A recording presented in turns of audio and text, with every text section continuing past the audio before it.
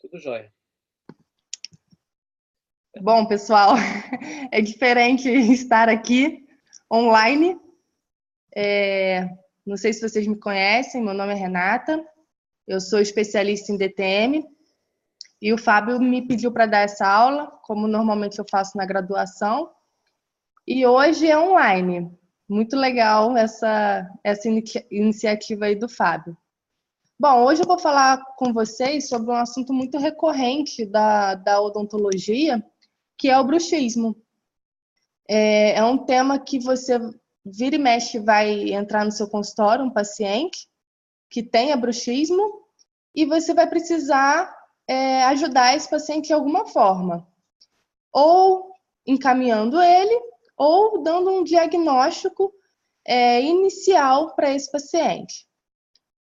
O paciente com bruxismo, muitas vezes, eles não vão falar com vocês que eles têm bruxismo, mas vão falar que uma restauração quebrou, que um dente quebrou do nada, ou que ele sente dor, que pode ser um bruxismo associado a algum outro problema.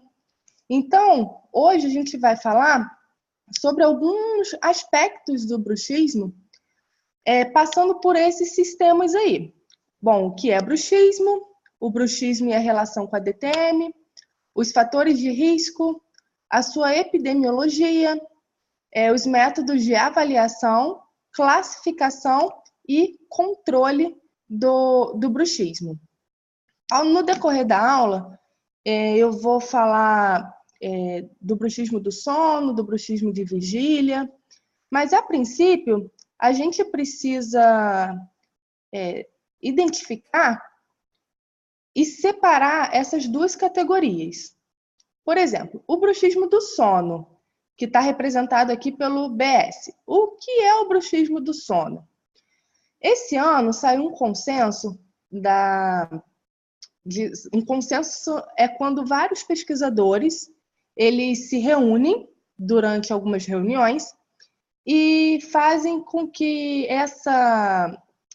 esses métodos de diagnóstico ou esses termos que a gente usa, que eles sejam atualizados. Nesse caso, eles colocaram que o bruxismo do sono é uma atividade muscular mastigatória durante o sono e ele é caracterizado como rítmico ou não rítmico.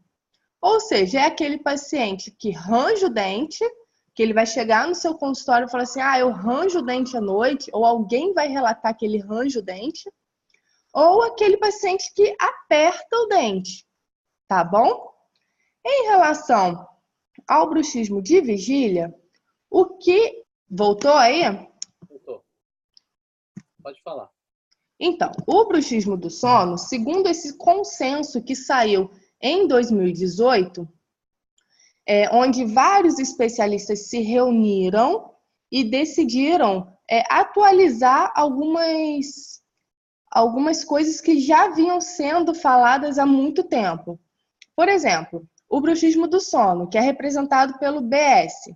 O que é? É uma atividade muscular mastigatório durante o sono e é caracterizado como rítmico ou não rítmico. Ou seja, ele pode ser aquele paciente que range o dente à noite, é aquele paciente que geralmente o companheiro ou a companheira vai relatar que ele faz barulho durante o sono, ou então o não rítmico, que é aquele que o paciente aperta os dentes durante a noite, tá? Muitas das vezes, esse bruxismo do sono, ele não está associado à dor e apenas, às vezes, algum desgaste dentário ou alguma hipertrofia de músculo, tá bom? Em relação ao bruxismo de vigília, que é o hábito de uma atividade muscular, também mastigatória, no entanto, ele é realizado durante a vigília. E, segundo o consenso, ele é caracterizado por um contato dentário repetitivo e contínuo e ou apoiando ou empurrando a mandíbula. Ou seja, qualquer posição que não seja de relaxamento da mandíbula já pode ser considerado um bruxismo de vigília. A partir do momento que os seus dentes estão em contato, seja ele sem função, ou seja, sem mastigação ou sem deglutição, essa característica já é considerada um bruxismo. E isso pode ou não desencadear um problema. Segundo a medicina do sono, e essa informação ela já é um pouquinho antiga, mas eu acho que a gente tem que falar dela, ele é caracterizado como uma parassonia. Até pouco tempo atrás, esse sistema ele era definido como um distúrbio de movimento, caracterizado por ranger, bater ou apertar os dentes durante o sono. No entanto, com esse consenso de 2018, essa classificação ficou um pouquinho desatualizada. Mas eu acho importante que vocês saibam que o bruxismo ele já foi caracterizado em algum momento como um distúrbio do sono. E aí, o bruxismo, ele pode ser dito como uma DTM? Na verdade, ele é considerado um importante fator etiológico da DTM.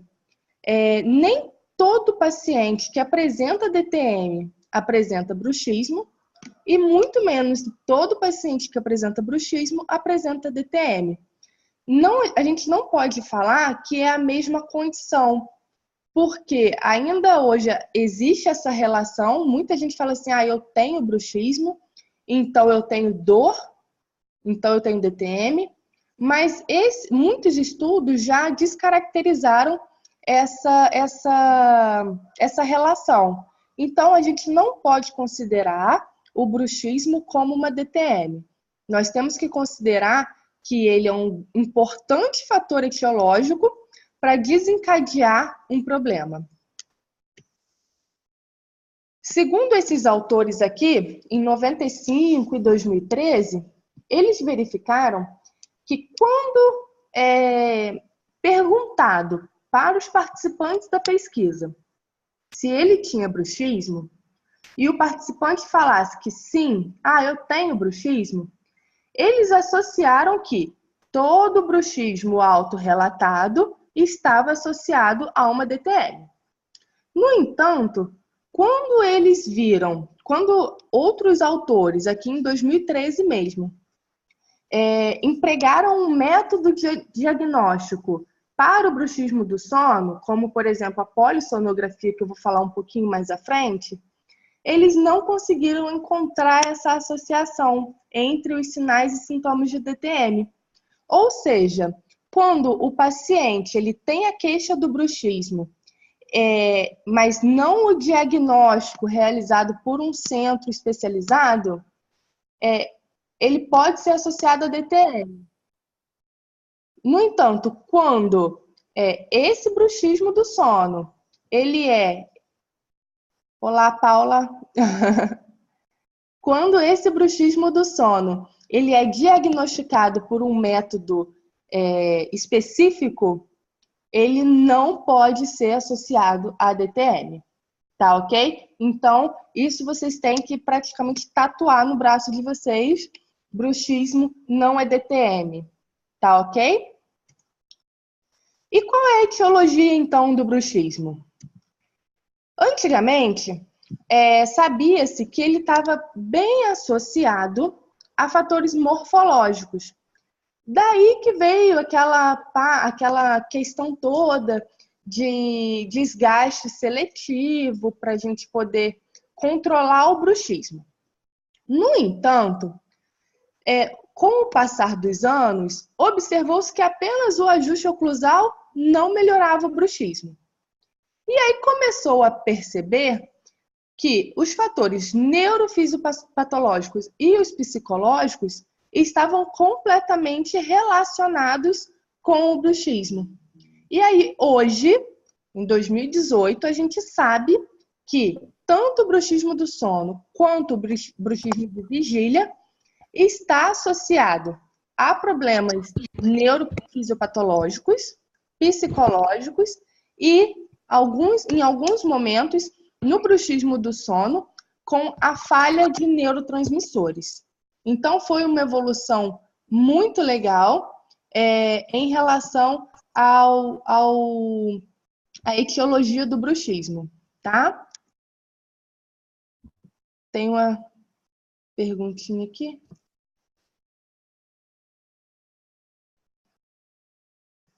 Sim, ainda me refiro ao bruxismo do sono e bruxismo de vigília, mas eu vou separar os dois daqui a pouco, tá bom?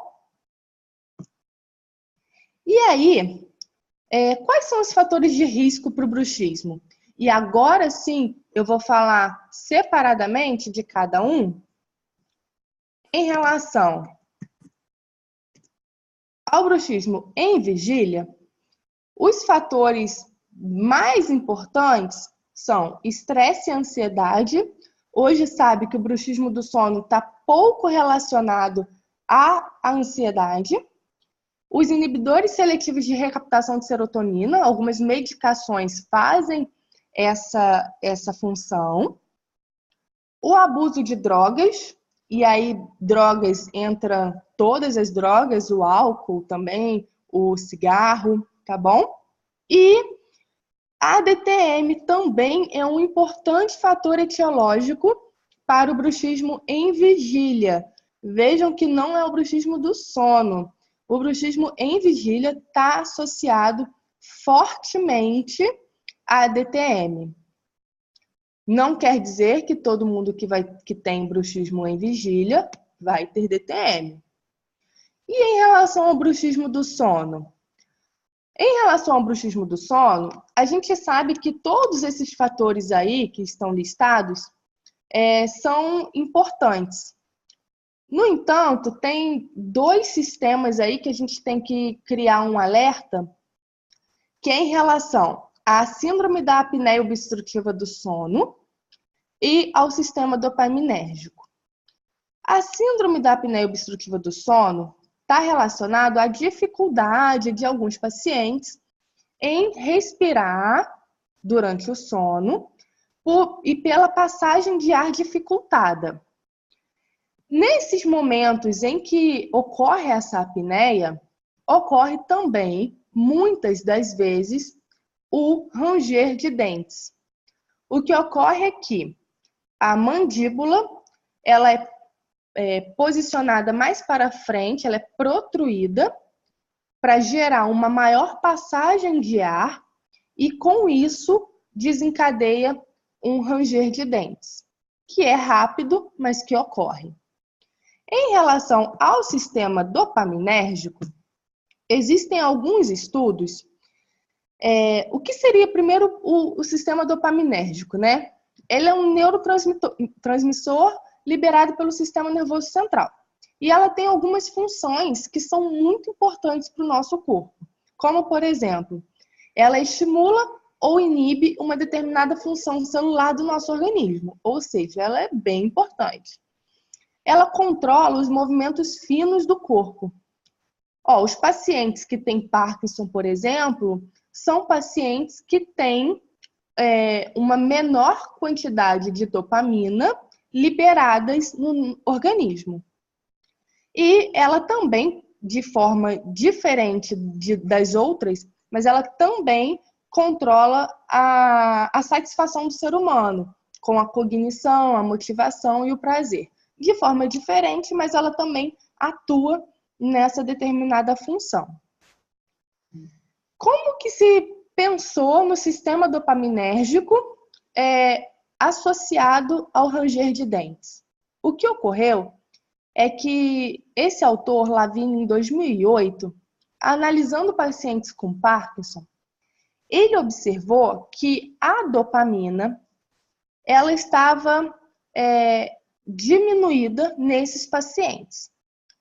E ele percebeu que quando administrado uma determinada medicação, que é essa L-Dopa, que ele tinha um efeito diminuidor no bruxismo do sono. E isso, de forma aguda, esse uso de forma aguda, diminuía no controle, diminuía o bruxismo do sono, ou seja, controlava. No entanto, Quando foi, principalmente esse autor, em 2013, ele relatou que o uso crônico dessas drogas poderiam aumentar o bruxismo. Ou seja, existe um controle do sistema dopaminérgico quando usada essa medicação, L-Dopa. No entanto, quando o seu uso é agudo. Quando o seu uso for crônico, aí ele já causa um efeito adverso, que ele aumenta os episódios de bruxismo, tá bom? A gente tem que prestar muita atenção hoje em dia, e eu frisei bem aqui nesse último quadro aqui, só uma pergunta aqui. A dopamina está associada à ansiedade e a serotonina à depressão. Nos ansiolíticos e os antidepressivos mexem com isso. Portanto, esses medicamentos se associam com o bruxismo do sono secundariamente. Quem usa ansiolítico, que usa continuamente dopaminérgico, tem mais? Então, Fábio, olha só esse quadro. Quem usa, geralmente, alguns tipos de antidepressivo, tem uma exacerbação do bruxismo. E quem usa alguns ansiolíticos, muitas das vezes causam redução do bruxismo do sono. No entanto, existem algumas medicações que ainda não foram associadas, não foram estudadas ainda, ou não acharam uma relação, que foi o lorazepam e o clonazepam. No entanto, sabe-se que esses sedativos de uso crônico, eles não são muito recomendados quando o paciente já tem o bruxismo.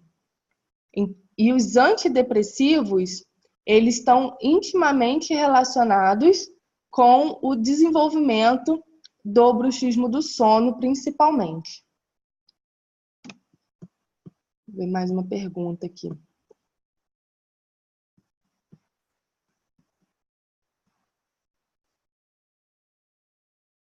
A dopamina está associada à ansiedade, a serotonina, ansiolíticos ou antidepressivos. Quem usa ansiolítico, que usa continuamente dopaminérgico, tem mais? A buspirona, que aumenta os níveis de dopamina. Então, eu já li que no uso agudo, essa substância ela ajuda a diminuir o ranger de dentes. Mas o seu uso crônico normaliza o seu bruxismo, ou seja, você volta a ter o que você já apresentava, não muda nada, entendeu? Por um período de uso curto, ele te ajuda. No entanto, como é um problema no sistema nervoso central, quando você tem um uso crônico, você já perde o efeito inicial. Tá? Então, o que eu quero chamar muita atenção para esse quadro aqui é que muitos pacientes que vão chegar no nosso consultório, cada dia mais, tomam alguma medicação dessa. Ou a composição tem alguma composição em relação a isso. E você pode questionar o paciente se ele teve episódios de apertar o dente, de travamento da mordida, ou se desencadeou um bruxismo do sono, um ranger de dentes. Porque é muito comum no consultório pacientes que aparecem aqui com alguma dessas medicações, tá bom? Então, ligar a anteninha aí para essa medicação aqui. Então, voltando, em relação à epidemiologia do bruxismo, vocês acham que o mais comum seria adulto? Talvez. Mas a gente tem uma grande incidência de crianças com bruxismo. Por vários fatores. Hoje, sabe-se que as crianças, o bruxismo em crianças está muito associado aos problemas respiratórios, tá? Então, o que chega de paciente, meu filho tá arranjando muito dente. Pode investigar. Pode ser que tenha um problema respiratório envolvendo essa criança, uma sinusite muito forte, uma rinite muito forte, ou até uma apneia, alguma coisa assim. Ou as amígdalas, né? Aí essa taxa, ela diminui no adulto. No entanto, a gente tem que prestar atenção nessa porcentagem, porque o que acontece? Como eu falei lá no início, quando a gente diagnostica o bruxismo de forma usando um método específico, que é a polissonografia, nós conseguimos ter a certeza de que esse paciente tem o bruxismo. No entanto, quando a gente não tem esse diagnóstico, é só o paciente falar que ele tem o bruxismo, essa porcentagem aumenta muito. Então, esse índice aí de 8% pode ser que esteja equivocado, tá bom? E os idosos têm bem menos bruxismo do que os adultos e crianças, e muitas das vezes esse bruxismo está associado à apneia obstrutiva do sono. Tá ok? Em relação à classificação do bruxismo, e aí eu vou falar, vou separar agora todo o bruxismo do sono e o bruxismo de vigília, tá bom? Vou dar uma introduçãozinha breve e depois a gente vai falar de cada um separado. Nós temos uma classificação muito utilizada e é em relação à etiologia, se ele é um bruxismo primário ou um bruxismo secundário. Nós temos a classificação em relação ao tipo de atividade motora e temos uma classificação em relação ao horário de ocorrência, tá bom? Então, eu vou falar aqui de cada um. Primeiramente, nós vamos classificar o bruxismo quanto à sua etiologia. Ele pode ser primário ou secundário. Quando primário, então, olha, ele pode ser primário, essencial ou idiopático. Ele não é controlado por fatores periféricos no sistema nervoso central, onde existe o estímulo, né? Que a gente já falou que o bruxismo, ele tem um estímulo, o início no sistema nervoso central.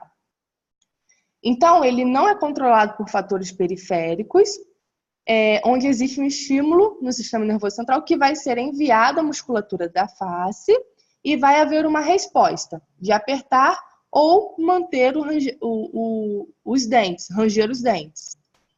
Em relação ao bruxismo de vigília, isso está associado ao estresse e ansiedade. É uma precipitação de eventos futuros. Em relação ao bruxismo do sono, ele não está relacionado ao estresse. Ele está muito relacionado a um comportamento do seu sono, tá? Quando a gente fala de um bruxismo secundário, geralmente está associado a algum transtorno clínico ou neurológico. Pode estar relacionado a um efeito colateral de alguma medicação ou um efeito secundário à apneia obstrutiva do sono, por exemplo, que eu falei ali atrás, mais para trás. E pode estar associado também ao sistema nervoso simpático, que é o sistema de defesa do nosso organismo. Então, em relação ao bruxismo, nós temos ele primário ou secundário. Primário, quando ele, a partir do sistema nervoso central, gera um estímulo, esse estímulo ele é enviado à sua musculatura e vai fazer com que você tenha o ranger dos dentes. Em relação ao bruxismo secundário, ele está associado a algum outro fator. Por exemplo, uma medicação.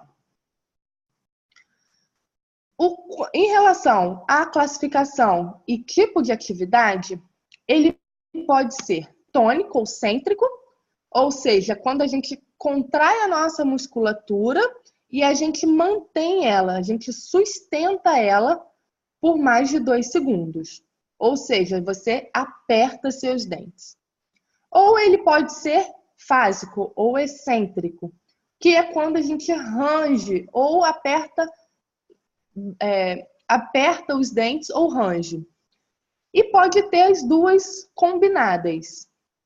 Geralmente, a maioria das pessoas tem um bruxismo combinado. Pode ser tanto em relação ao bruxismo do sono, quanto ao bruxismo de vigília, mas mais no bruxismo do sono, tá?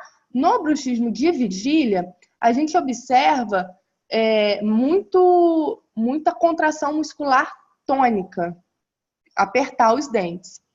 E no bruxismo do sono, a gente consegue observar as duas características. Eu, por exemplo, quando estou no bruxismo, eu tenho bruxismo do sono. Então, eu geralmente faço um bruxismo do sono tônico. Eu aperto. Muitos pacientes vão relatar que fazem o bruxismo do sono de ranger. Então, seria o bruxismo do sono fásico. Tá bom? E em relação à presença ou ausência, quanto à presença ou passado de bruxismo, desculpa. É difícil de distinguir quando a pessoa tem ou quando não tem em relação ao desgaste dentário. Pode ser que o paciente tenha ficado com uma cicatriz do desgaste, tá? Então, o paciente pode ter tido o bruxismo e não tem mais, ou ele pode ter ainda o bruxismo, ok? Agora, entrando propriamente e dividindo as duas categorias de bruxismo, a classificação traz essa divisão em relação ao horário de ocorrência, porque são duas entidades muito diferentes. O bruxismo de vigília, ele normalmente ele tem uma etiopatogenia totalmente diferente do bruxismo do sono. Então, quando a gente fala em relação ao horário de ocorrência, nós temos dois tipos. Temos o bruxismo de vigília e o bruxismo do sono. O bruxismo de vigília, ele é caracterizado por uma atividade voluntária da mandíbula, semivoluntária da mandíbula, de apertar os dentes enquanto o indivíduo está acordado, tá bom? E o bruxismo do sono, ele já é uma atividade inconsciente de ranger ou apertar os dentes e produz um som enquanto range, né? Enquanto o indivíduo encontra-se dormindo. Então, essa é a diferença dos dois. Vamos falar agora propriamente do bruxismo em vigília. O bruxismo em vigília, ele é estudado há pouco tempo. Até então, falava-se que o bruxismo era uma entidade só. Englobava-se o bruxismo e tratava-se de forma igual, tanto o de vigília quanto o do sono. Hoje, sabe-se que o bruxismo em vigília, ele é mais prejudicial ao paciente do que o bruxismo do sono, tá? Então, ainda não existem muitos estudos em relação ao bruxismo de vigília, infelizmente, porque é um bruxismo muito difícil de ser acompanhado, mas está em ascensão aí os estudos. Então, o que é o bruxismo em vigília? Ele é caracterizado pelo apertamento dos dentes e ocorre em aproximadamente 20% da população. Como eu já havia falado anteriormente, sabe-se que nem todo mundo consegue diagnosticar um bruxismo, principalmente o de vigília, porque não existe a informação de que aquilo é prejudicial. Muitos pacientes não sabem que ficar com os dentes encostados em repouso é um hábito parafuncional, entendeu? Então, cabe a nós, profissionais da saúde, informar que os pacientes com bruxismo ou os pacientes não devem ficar com os dentes encostados. Ele tem uma preferência pelo gênero feminino e muito associado ao estresse e às atividades que requerem concentração. Aqueles eventos futuros, né? O bruxismo em vigília, ele é caracterizado por apertar, ranger, que é um hábito um pouquinho mais difícil de ser encontrado enquanto em vigília. Mas notem que morder os lábios, morder a bochecha e morder a língua também são considerados bruxismo em vigília. E que os hábitos posturais estão intimamente relacionados também a esse hábito parafuncional. Quando a gente fala da sua fisiopatologia, sabe-se que ele é controlado pelo sistema nervoso central e que ele está associado a fatores psicossociais de forma significativa. E notem que o bruxismo em vigília é o mais associado à DTM. Então, quando um paciente relata que no final do dia ele sente a sua musculatura cansada ou ele sente um travamento, mas pro final do dia, pode perceber que esse paciente ele tem uma DTM associada a um bruxismo do sono. Claro que requer todo um exame diagnóstico. Essa pesquisadora, a professora Ambra, ela fez um estudo e ela demonstrou que pacientes com uma hipervigilância, o que é isso? Quando você presta muita atenção em um determinado fator, eles têm a tendência em evitar aquele contato. Por exemplo, você fez uma restauração, essa restauração, por exemplo, ficou alta e o paciente foi embora. Você não fez o desgaste oclusal.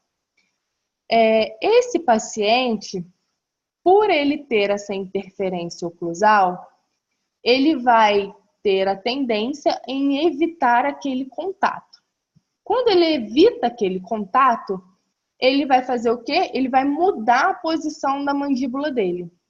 Quando ele muda essa posição, ele adquire uma nova postura e isso pode desencadear um bruxismo, uma dor devido a essa nova posição, tá? Então ele vai estar apertando ali em vigília, porque aquilo incomoda ele, é um fator oclusal novo, é uma coisa nova.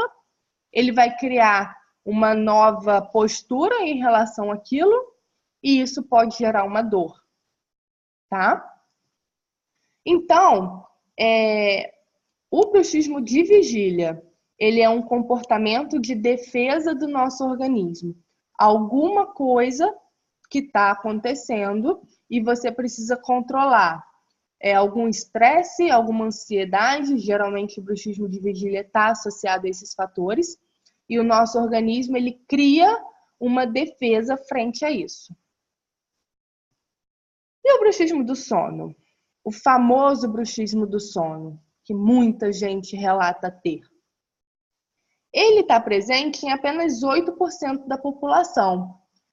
Por que essa porcentagem tão baixa? Por causa do diagnóstico. Como eu falei, se você não tem um diagnóstico preciso, você só tem aquela questão do autorrelato do paciente, então essa porcentagem ela pode mudar, ela pode variar muito.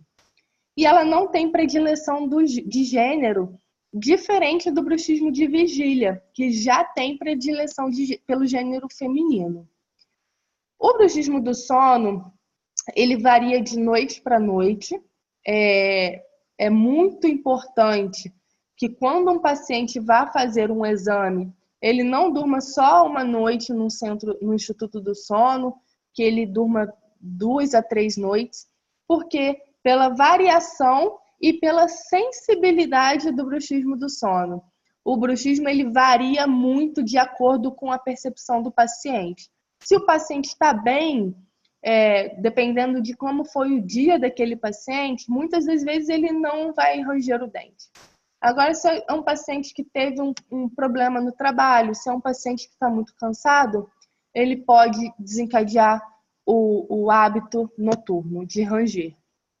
Esse evento de duração do bruxismo, ele ocorre durante pouquíssimo tempo e ele não é percebido pelo paciente. Geralmente, quem relata que tem bruxismo do sono é o parceiro, é quem dorme com aquela pessoa ou a mãe que escuta do quarto dela, muitas das vezes, esse ranger, esse barulho. Em média, fala-se em 6 episódios de bruxismo por hora. Esses episódios, eles são alternados, né? E o que é importante da gente falar também, que como eu falei em relação à presença do desgaste dentário, não quer dizer que o paciente tenha bruxismo naquele momento. E sim que um dia ele pode ter desenvolvido o problema, tá? E não ter mais. Então, nós temos 2 fases de sono. A fase REM e a fase não REM. Isso aqui é uma breve colocação sobre a fisiopatologia do bruxismo do sono. Em relação ao sono não REM, o que acontece nessa fase? Ele faz a reestruturação da musculatura que você utiliza durante a vigília. E o sono REM é onde ocorre a contração muscular. Então, muitas das vezes, observa-se que o bruxismo do sono ocorre mais frequentemente na fase não REM, nesses microdespertares. Essa parte da aula é uma parte bem complexa que a gente precisaria sentar e falar só de bruxismo do sono. É uma parte muito interessante, no entanto, é uma parte muito grande. Então, eu coloquei aqui, bem resumidamente, a questão da fase que mais ocorre o bruxismo do sono, tá bom? Em relação ao nosso sono, quando a gente vai solicitar um exame de polissonografia, por exemplo, que é o que eu vou falar um pouquinho mais à frente, a gente tem que prestar bem atenção nesse exame, porque não quer dizer que todo barulho que o paciente faça durante esse exame, ele está relacionado a um bruxismo. Pode ser que o paciente ele esteja fazendo um movimento mandibular, mas que isso não esteja gerando... isso não seja um bruxismo, mas esteja gerando um barulho. Ele pode estar deglutindo a saliva, ele pode fazer várias coisas, mas não quer dizer que qualquer barulho durante o sono seja o bruxismo, tá? Então, como que ocorre um evento de bruxismo? Eu coloquei aqui, segundo esse autor Lavini, em 2008, ele descreveu o que ocorre antes de ocorrer o episódio do bruxismo. E a gente vai ver 2 vídeos, um vídeo daqui a pouco, que é um vídeo que dá para perceber muito bem o que acontece com esse paciente. Então, aqui o que ele descreveu, que 4 a 8 minutos antes da contração muscular, ocorre a alteração cardíaca autonômica, ou seja, um aumento da atividade simpática. 4 segundos antes dessa musculatura se contrair, é observada a presença de um microdespertar, sendo que o paciente não sabe, não tem essa consciência. Um segundo antes, observa-se a presença de uma taquicardia. 8 milésimos de segundo antes, ocorre a contração da musculatura supraioidea, aqui. O paciente ele abre um pouco a boca, ativa a musculatura mastigatória e aí ocorre o contato dentário. É muito interessante. Esse evento ele se repete em todo episódio de bruxismo. Então vamos ver esse vídeo aqui.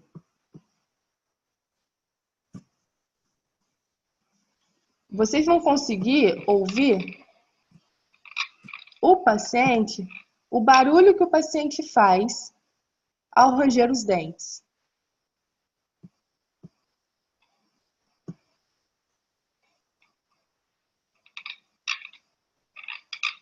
Muito interessante, né?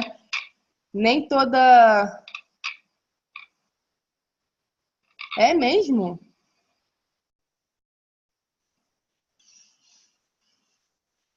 E ela tem algum problema respiratório?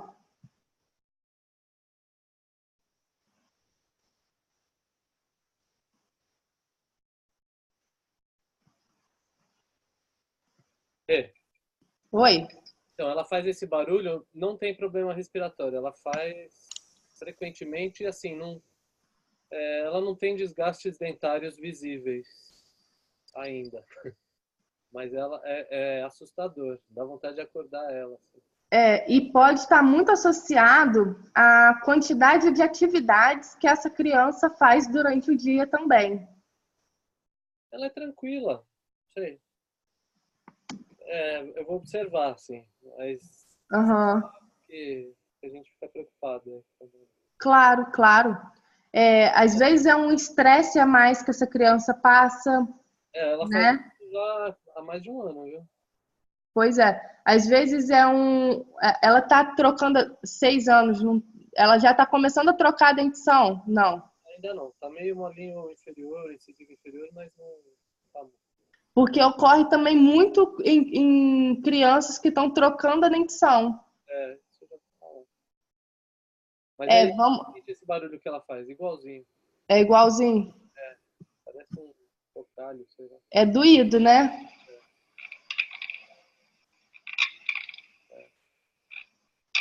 Meu Deus. Bom, vamos continuar então? Então, vocês perceberam que é um barulho que incomoda muito. Não o paciente, porque ele não ouve, mas é um barulho que incomoda quem está dormindo com o paciente. Ou até um pai que está prestando atenção naquele ranger de dentes ali.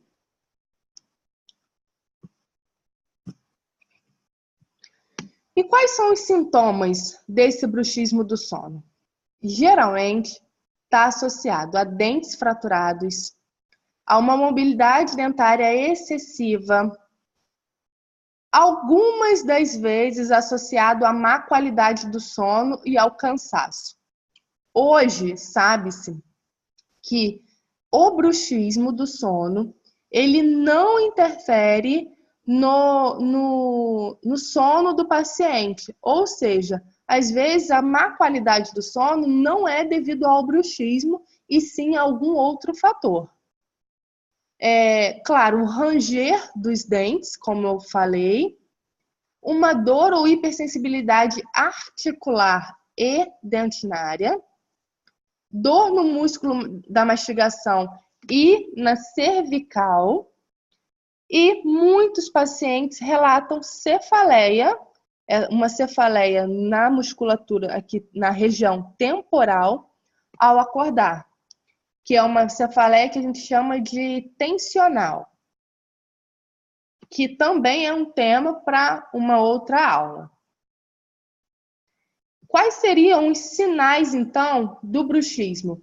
Um paciente chega no seu consultório e ele fala que ele tem bruxismo e você precisa de alguns sinais clínicos de que ele tem aquilo realmente.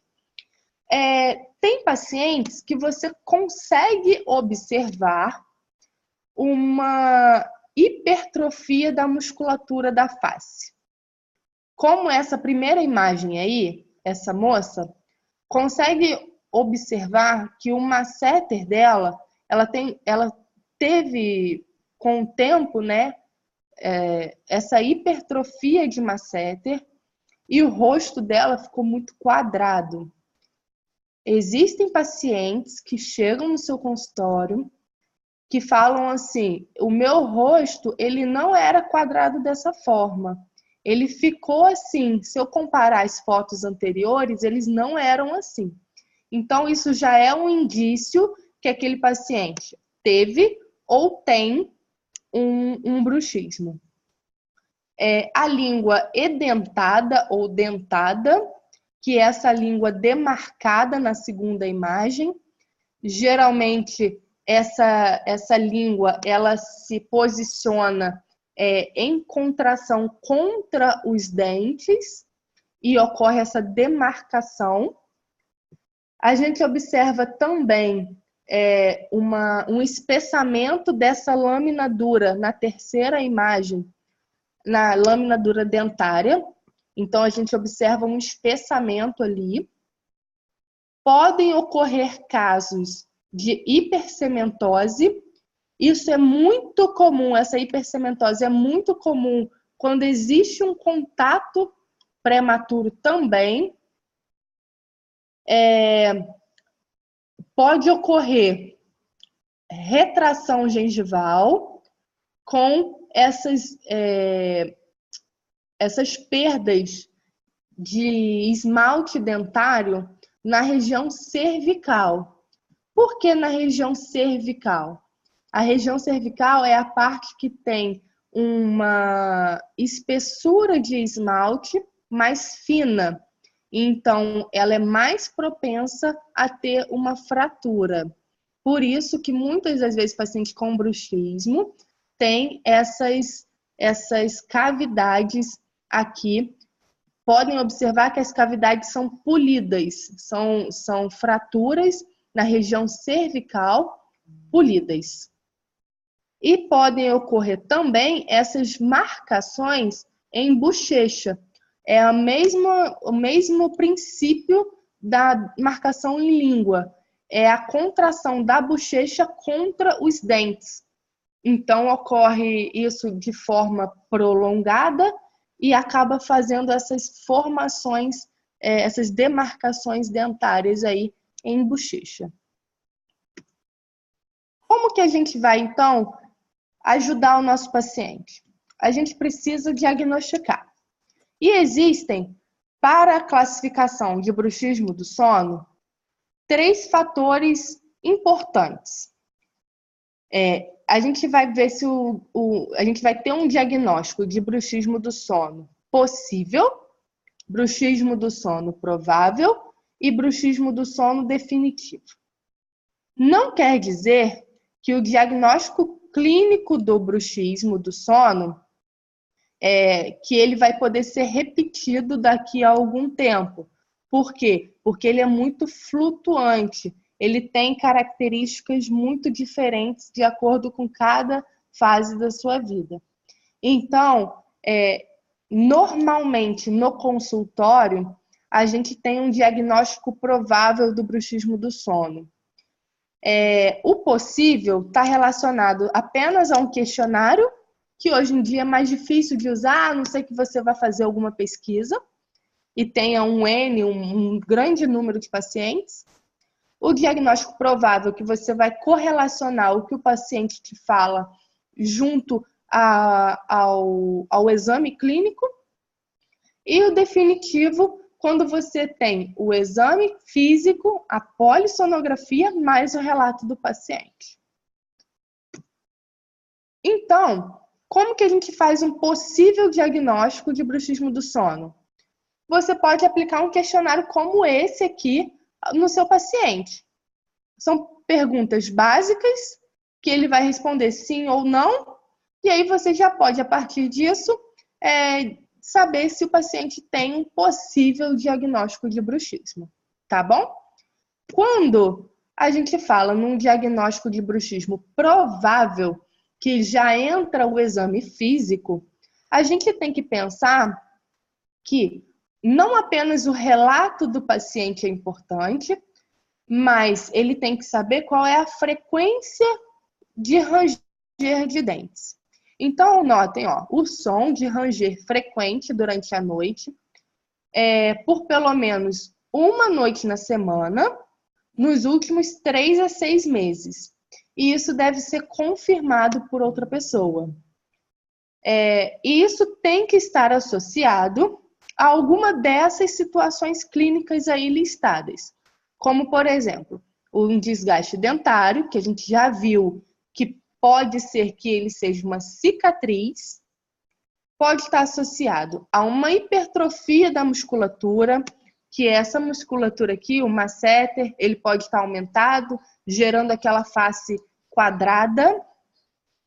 Pode estar associado a uma boca seca, o paciente relata, eu tenho muita boca seca, tenho que acordar à noite para beber água. Isso pode estar associado a um bruxismo, mas também a um problema respiratório. O paciente pode relacionar também a dor, ou fadiga, ou alguma coisa assim.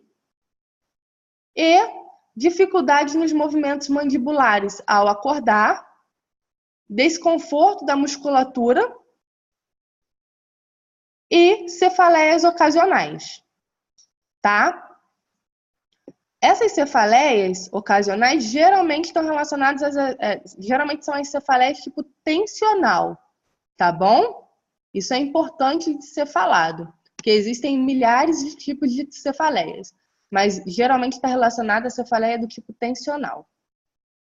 Então aqui a gente pode observar pacientes com muito desgaste dentário, pacientes com uma perda dentária importante e uma sobrecarga dessa musculatura.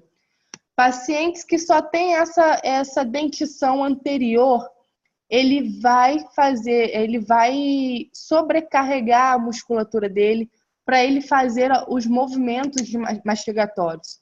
Então, isso pode gerar uma DTM. Talvez não o bruxismo, mas uma DTM. Aí, a hipertrofia, que é o aumento de volume dessa musculatura. Você vai colocar a mãozinha na face do paciente, vai pedir para o paciente morde. E aí você vai perceber se essa musculatura aqui aumentou muito de volume. No entanto, isso é muito complicado de ser um diagnóstico de um bruxismo. Cada musculatura age de um jeito e você pode ter ou não essa sensibilidade para fazer esse diagnóstico. Agora, uma paciente com uma face quadrada, que ela fala assim, a minha face aumentou, eu tô com o rosto mais quadrado de um tempo para cá, já é um indício de um problema. E aí, como a gente viu, até essa primeira imagem aqui, a língua da paciente, ela faz uma força tão grande contra os incisivos inferiores, que a língua dela já é toda demarcada com os espaços da dentição inferior. Na segunda foto, a gente consegue observar bem a questão da demarcação em bochecha e também na terceira foto a demarcação da língua mais em posteriores. Quando a gente faz um questionário, um diário do sono, quando a gente quer saber se aquele paciente tem um provável bruxismo do sono. A gente ainda está no bruxismo do sono provável. Então, a gente entrega ao paciente esse questionário, que é um diário, onde ele vai, durante esses dias que vocês não se encontram para essa nova consulta, ele vai marcando nesse diário o que ele acha que aconteceu ou o que realmente aconteceu. Por exemplo, alguém lhe disse que você range seus dentes dormindo? Ah, sim, não, nunca, menos de uma noite por mês. E esse diário, ele vai preenchendo durante a semana, e depois ele vai te entregar esse diário e você vai avaliar esse diário de acordo com o relato do paciente.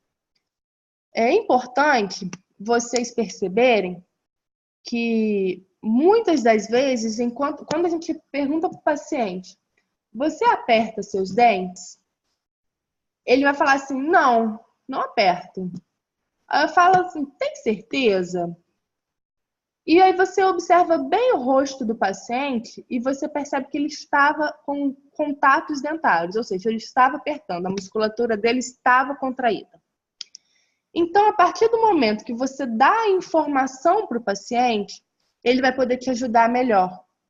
Não adianta eu perguntar na primeira consulta com o meu paciente se ele range o dente. Ele vai falar que não. Agora, se eu falar com ele que o ranger dos dentes é muito frequente e que isso gera, baseado nesse comportamento, ele pode estar gerando um problema para ele, ele vai começar a perceber se isso realmente ocorre e vai começar a te falar, aí vai te falar na próxima consulta, sim, eu estava apertando meus dentes. Então, é importante você dar a informação ao paciente.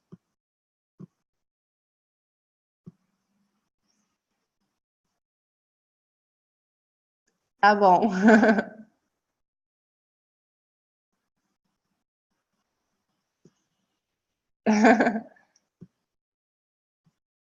Ó, vamos dar aqui continuidade. Tchau. Vamos dar continuidade aqui. Ok, pessoal? Então, o diário você dá para o paciente, ele leva para casa. Tá ok? E aí, existem pacientes que eles falam assim, nossa, eu tenho muito sono durante o meu dia. Existe uma ferramenta que é online, muito rápido, você pode fazer isso no seu próprio consultório, e ele tem o link aqui embaixo, vocês querendo acessar, fiquem à vontade, que ele vai te dar o índice de sonolência que você tem. Então, se você tem muito sono, se você tem pouco sono, se você não tem nenhum sono, e isso também é associado às informações que você coleta do seu paciente para saber se esse paciente realmente ele precisa não só de um dentista para ajudar ele no tratamento, mas também muitas das vezes de um neurologista, um psicólogo, tá?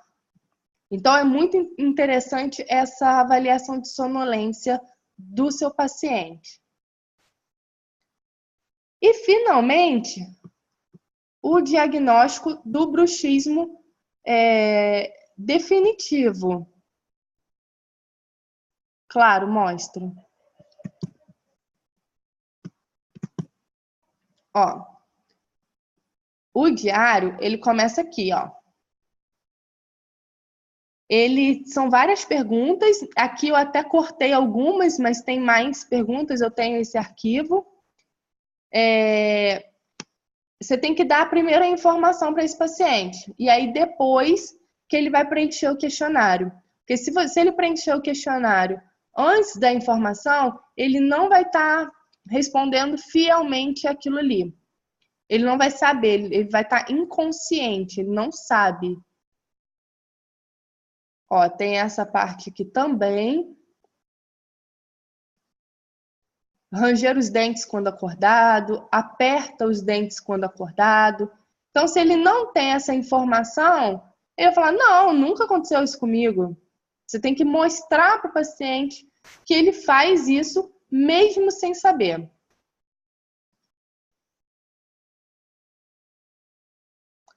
Isso aí, Fábio? Show?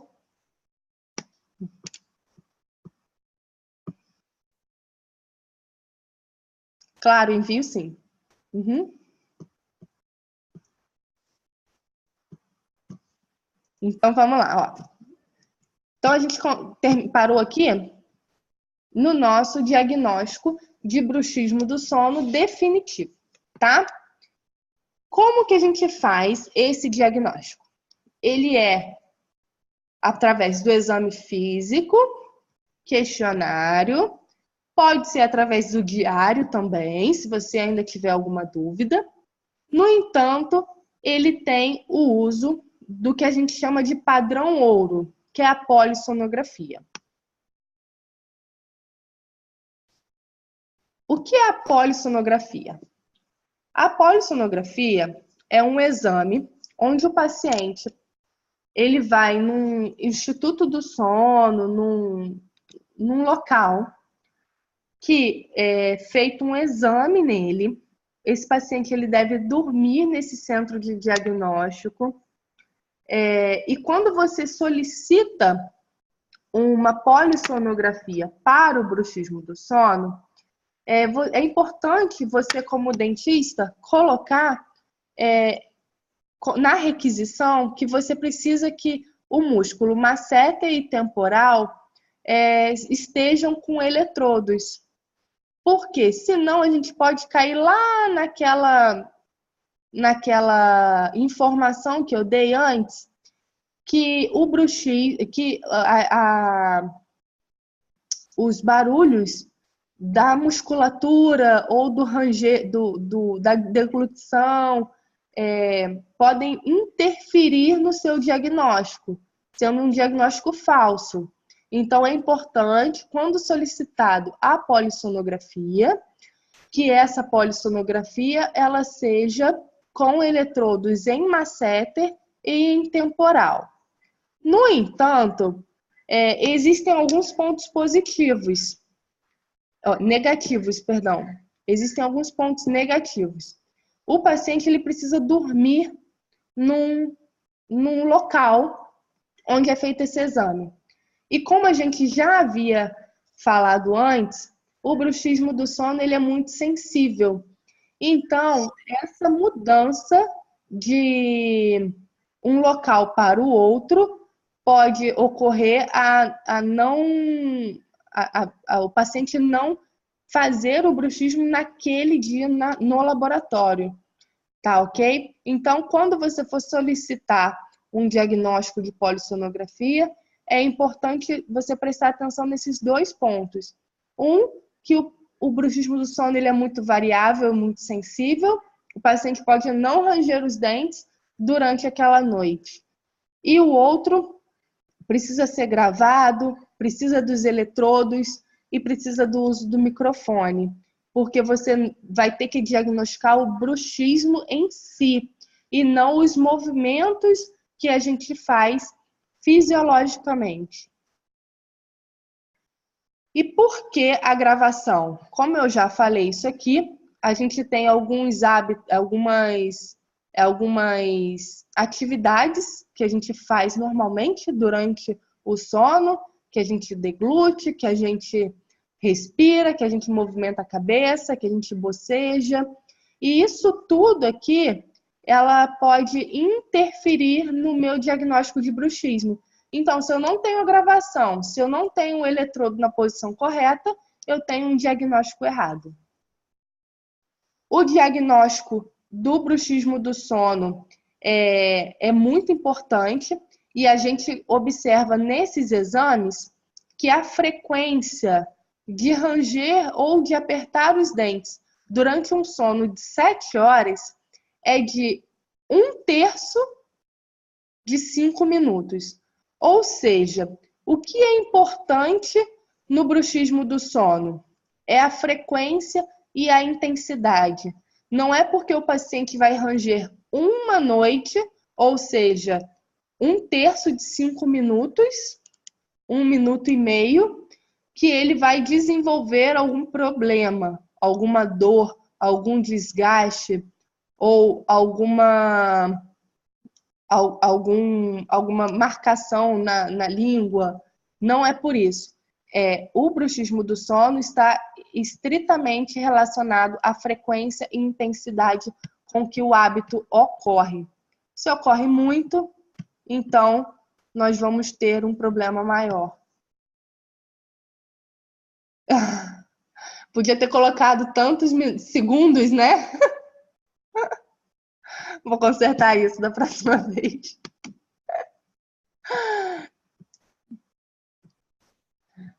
Então, frequência e intensidade do bruxismo do sono. Só o Fábio mesmo. Existem alguns exames de diagnóstico de polissonografia? Oi. Não, só para, assim, parece ser algo estranho, né? 1/3 de 5 minutos, eu fiquei, assim, pensando assim, não é possível que a pessoa que fez esse artigo se expressou dessa forma. Então, dá a impressão que tem alguma coisa estranha aí, não sei. É só uma estranheza, assim, a princípio. Vou ver isso. Beleza, desculpa aí. Bom, existem outros métodos de diagnóstico também por polissonografia que você utiliza os polissonógrafos portáteis. No entanto, esses polissonógrafos eles não são registrados pela Anvisa, você não consegue aqui no Brasil, e existem algumas limitações, porque você precisa da colaboração do paciente para usar, e ele tem que ter colocado no local certo, durante o tempo certo. E é menos preciso quando você quer observar a intensidade do bruxismo, que foi o que a gente viu que a polissonografia faz. Você consegue ver a intensidade com que aquilo ali ocorre. Enquanto nesse polissonógrafo portátil, você só consegue saber se o paciente tem ou não bruxismo, e não consegue detectar a intensidade daquele episódio.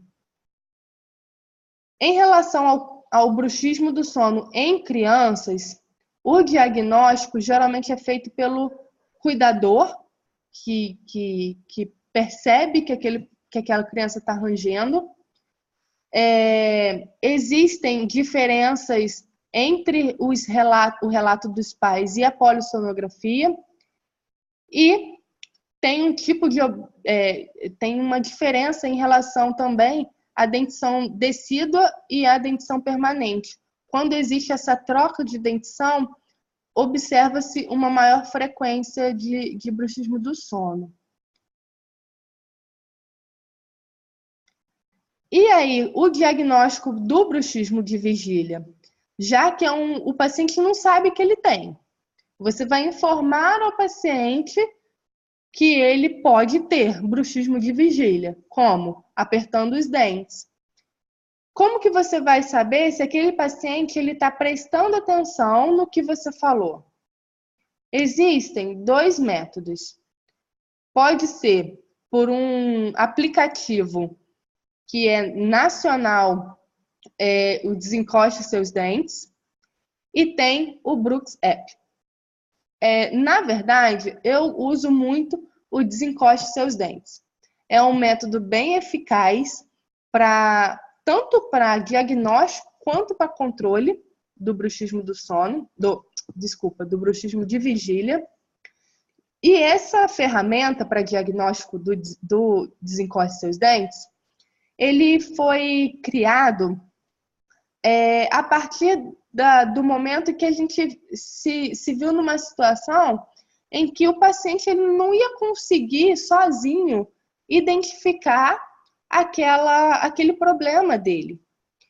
Então, 2 estudiosos desenvolveram esse aplicativo muito interessante, gratuito, que ele faz algumas perguntas para você. Por exemplo, você está encostando seus dentes agora? E você coloca esse celular, desse aplicativo, para despertar. Você pode colocar para despertar de 30 em 30 minutos, para despertar de 1 em 1 hora, 2 em 2 horas, de acordo com o que você achar necessário. O Brooks App é um aplicativo pago, não é nacional, e ele também funciona, segundo os pesquisadores, para diagnóstico de bruxismo do sono. Porque durante o acordar, ele te acorda e pergunta se você estava apertando os dentes. No entanto, isso pode gerar um resultado falso, porque muitas vezes você não consegue responder, ou às vezes você ainda estava dormindo e o celular despertou, você não responde, tá? Então, o desencoste dos seus dentes é muito interessante, muito legal de ser utilizado. Já com o diagnóstico de bruxismo em vigília em crianças, é muito complicado de fazer, mas você vai perguntar se a criança fica com o dente encostado. Crianças com mais ou menos 12 anos conseguem relatar. As menores do que isso não conseguem ter essa percepção.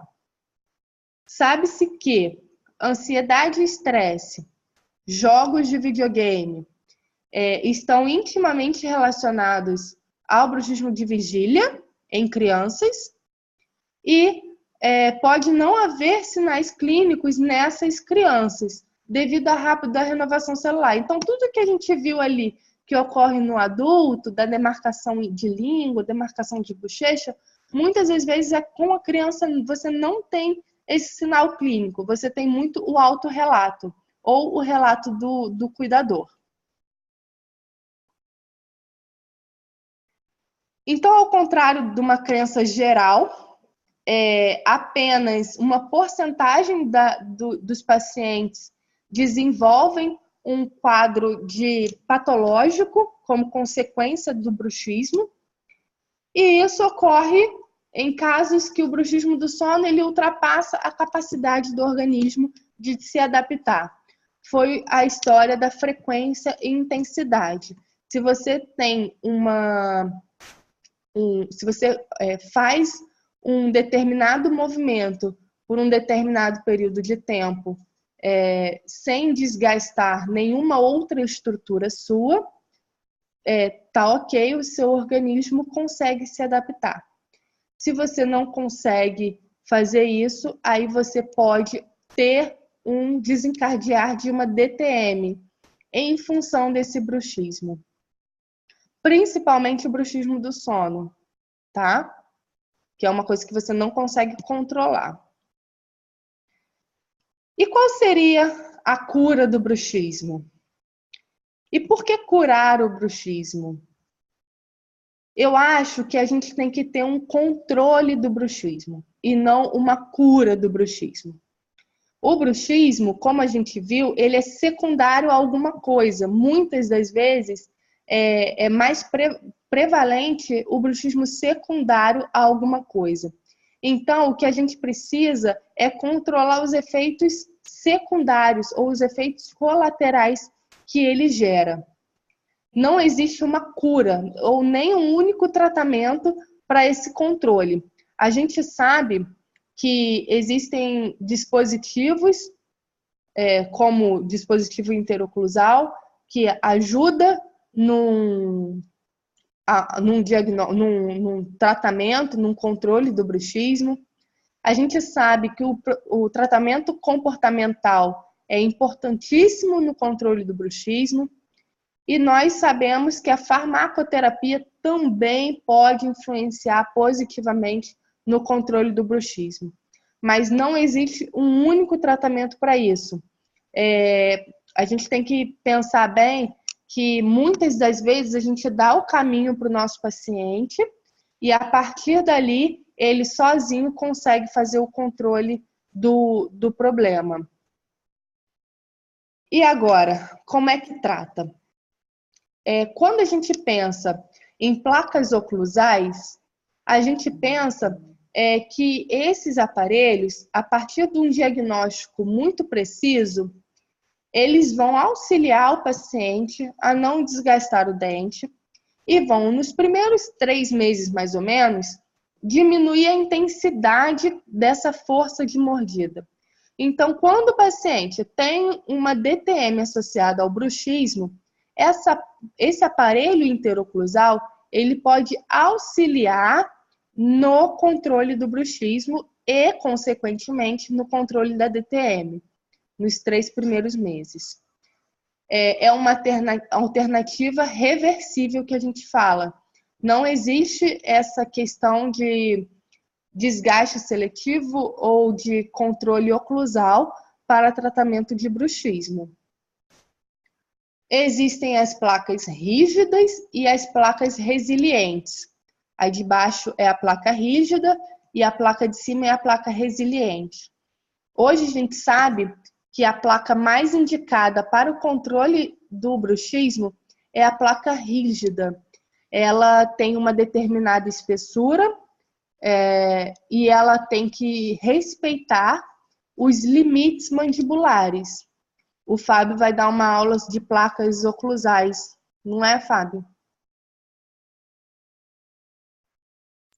Ela já está gravada, Rê. Ah, ótimo.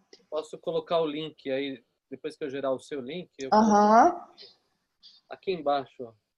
Aqui embaixo. Então, o Fábio vai dar uma aula de placas oclusais. Super importante, porque é uma coisa que vocês vão pegar muito na clínica, dia a dia de vocês. Vai aparecer muito paciente para vocês com uma placa resiliente, falando que fez por causa de bruxismo. Placa resiliente não controla bruxismo. A placa resiliente, ela apenas num momento de uma emergência, ou de uma urgência, na verdade. O paciente está com uma dor, você faz uma placa resiliente que é mais rápida e coloca uma resina acrílica ali nela, que eu vou mostrar um vídeo aqui. Essa placa ela vai ser usada temporariamente até que a placa rígida esteja pronta para o uso do paciente. Só que a placa resiliente ela não é um bom tratamento para o controle do bruxismo.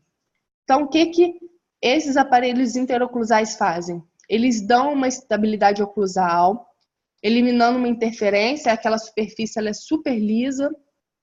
Existe também um efeito placebo, foi o que eu falei, nos 3 primeiros meses, esse paciente ele realmente percebe uma melhora. No entanto, com o passar do tempo, se ele não controlar o hábito dele, essa placa ela já não vai ter mais efeito, e sim um efeito placebo. Ele vai te dar um aumento de dimensão vertical quando você precisa reabilitar um paciente, isso é muito importante. Ele vai alterar a propriocepção daquele paciente, ele vai absorver todo aquele estresse daquele apertamento dentário e ao invés de ser esse estresse ser descontado nos dentes, ele vai ser descontado na placa.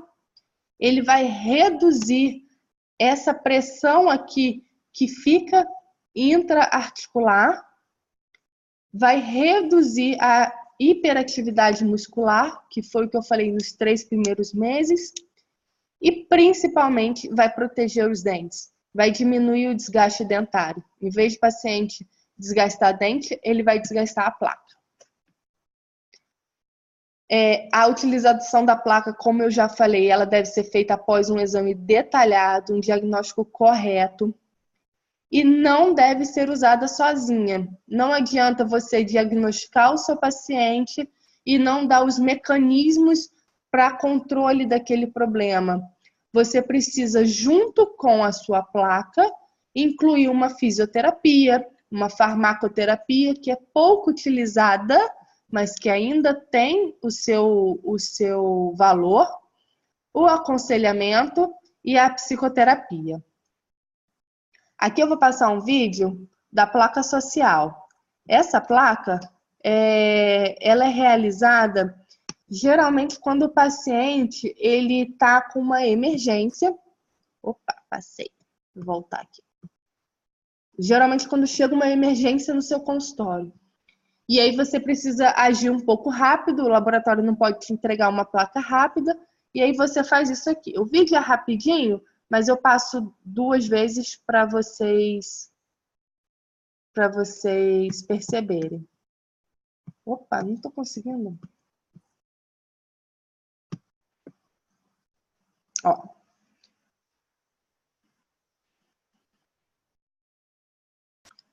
Essa placa aí, ela não é acetato.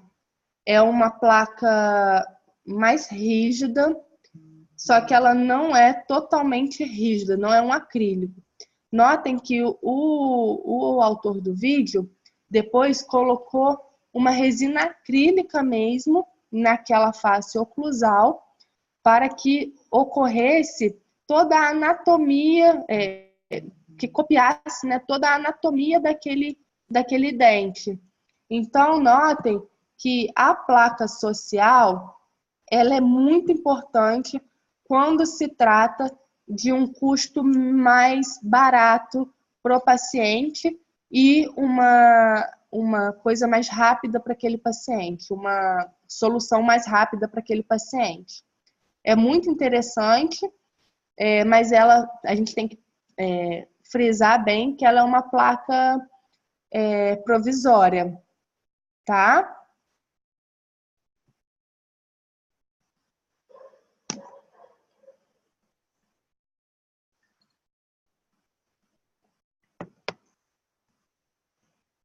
Até o polimento dela fica muito legal, mas a do laboratório realmente é a mais indicada. Até porque no laboratório você vai conseguir montar em articulador, né, a sua placa e fazer toda a movimentação mandibular necessária, tá bom? E principalmente, você tem que alertar o paciente e conscientizar esse paciente em relação ao hábito. Colar adesivos pela casa, esses adesivos vão te lembrar que você deve manter seus dentes afastados. Você deve falar para o paciente, coloque os adesivos nos locais que você mais frequenta. Então eu fico 24 horas por dia de frente para o computador. Então cola um adesivo em frente ao computador. Estimular o paciente a visualizar esse adesivo e correlacionar isso com o seu controle do bruxismo. Desencoste seus dentes.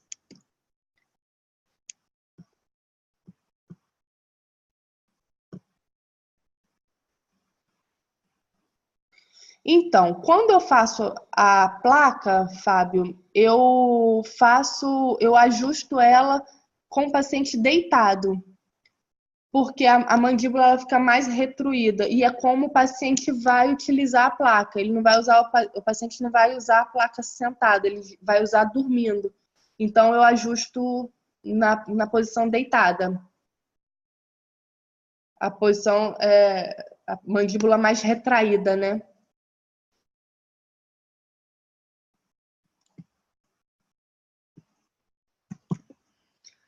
Então, a psicoterapia, você dá informação para o paciente, dessa explicação detalhada do que ele tem. Ele não é uma questão de vida ou morte, mas é uma questão de qualidade de vida.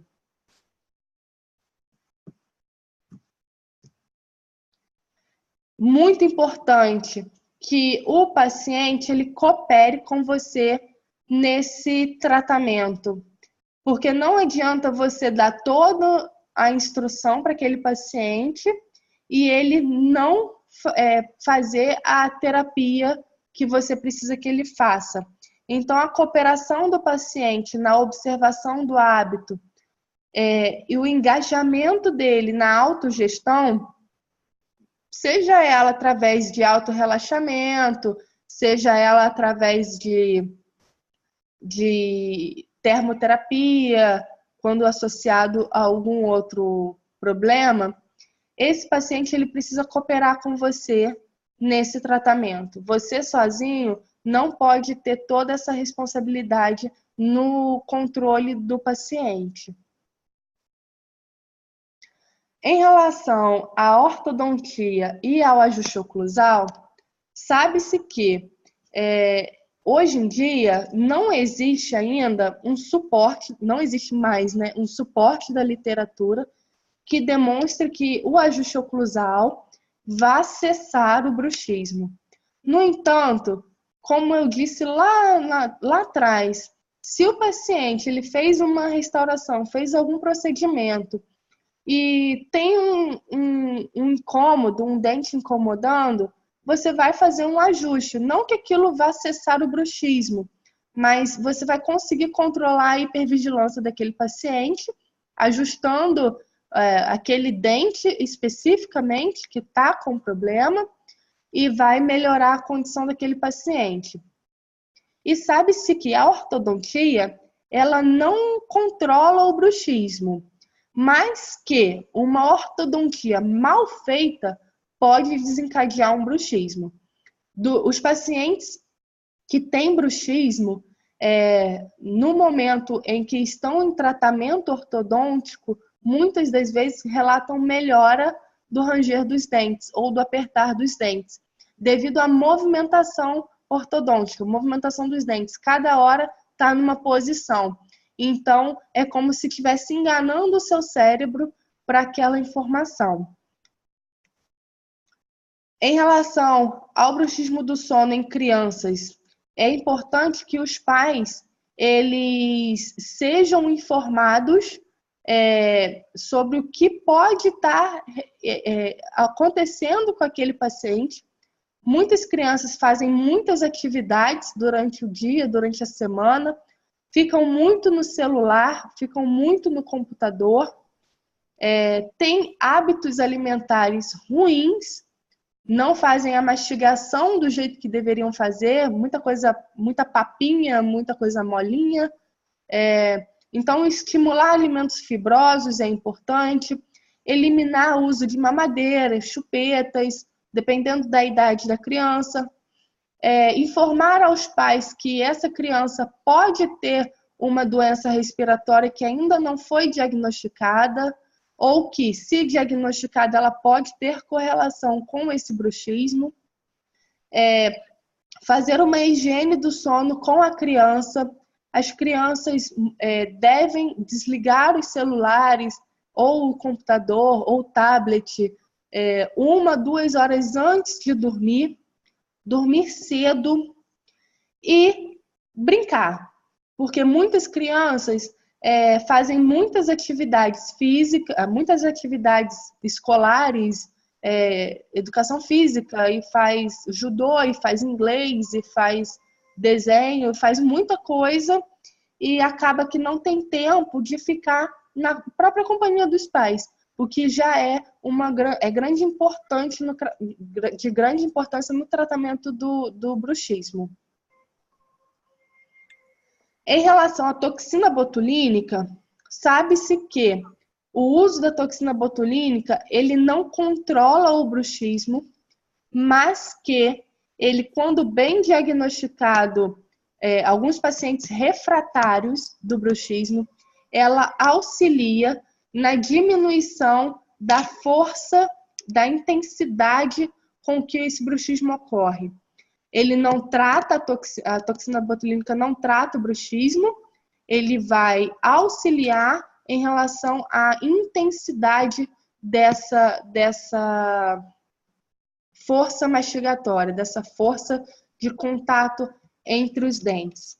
No entanto, o efeito dela é passageiro, sabe-se que em torno de 6 meses já acaba o seu efeito, e muitos pacientes estão utilizando de forma, ou muitos dentistas estão utilizando de forma errada a toxina botulínica.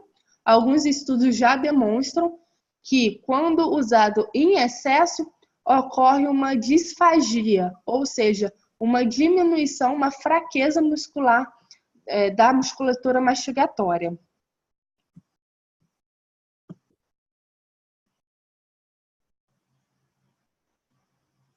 Não, não é a primeira escolha, a toxina botulínica que você está falando, né?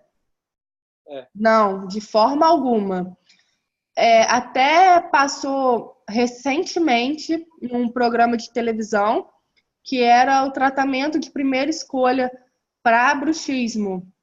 E está longe de ser esse tratamento de primeira escolha. A primeira coisa é controlar o paciente de forma irreversível e menos invasiva possível, né?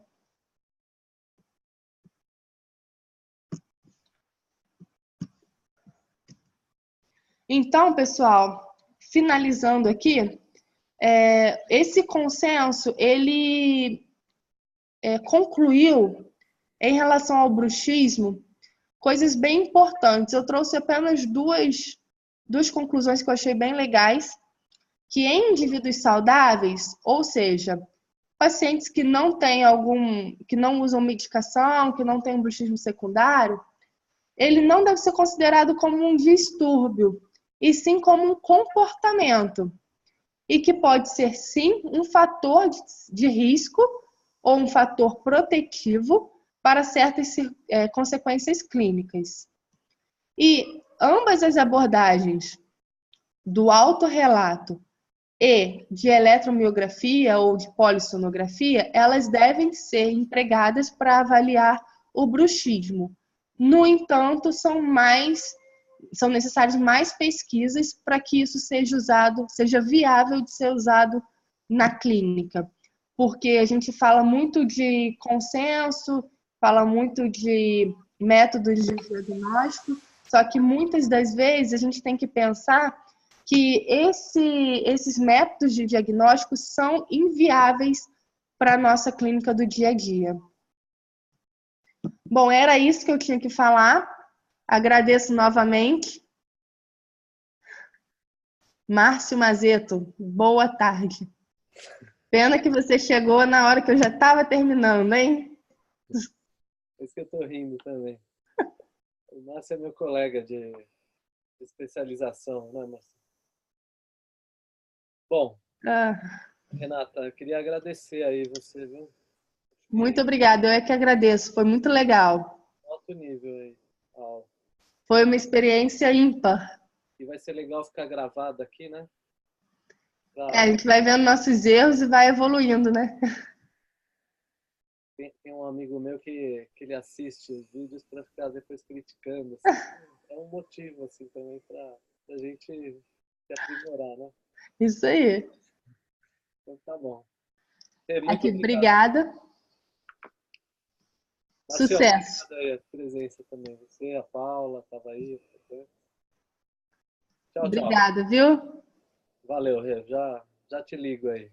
Tá, tchau.